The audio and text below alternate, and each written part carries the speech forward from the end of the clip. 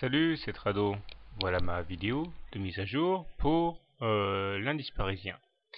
Malheureusement, la séance d'aujourd'hui confirme ce qui s'est passé hier, à savoir l'échec contre la moyenne mobile à 20 séances, qui a été encore une fois aujourd'hui le scénario, puisque après avoir ouvert juste au contact de la moyenne mobile à 20 séances, l'indice a accumulé des pertes jusqu'à atteindre les 3400 et quelques, et ce n'est que finalement au contact des 61,8% de retracement de Fibonacci ici que des achats à bon compte ont eu lieu.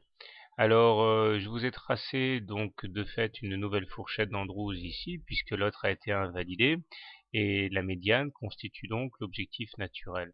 Vous comprendrez que vu la pente de cette fourchette d'Andrews, eh bien ça donne le vertige, puisqu'il faudrait attendre les cours au minimum sur les 3290.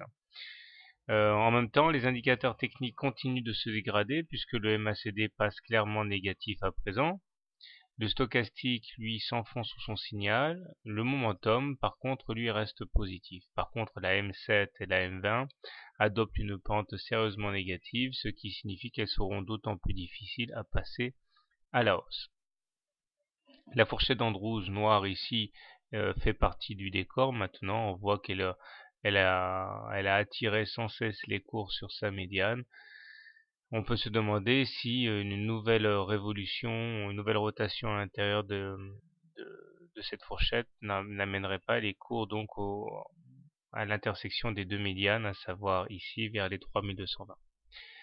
Alors, comment trader le CAC demain? Alors, si vous êtes haussier, je pense que le mieux à faire, après avoir tracé des Fibos ici, c'est de constater que, je zoome, le niveau des 61,8% a été acheté avec une longue mèche basse qui montre les intérêts acheteurs. Donc, l'objectif serait d'acheter au plus proche là des 61,8%.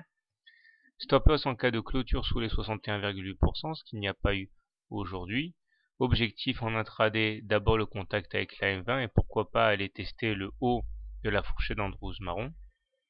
Si maintenant par contre vous êtes baissier sur le CAC, eh bien pourquoi pas ne pas faire ce qui a fonctionné aujourd'hui et hier, à savoir shorter sur enfoncement de la moyenne mobile à 20 séances.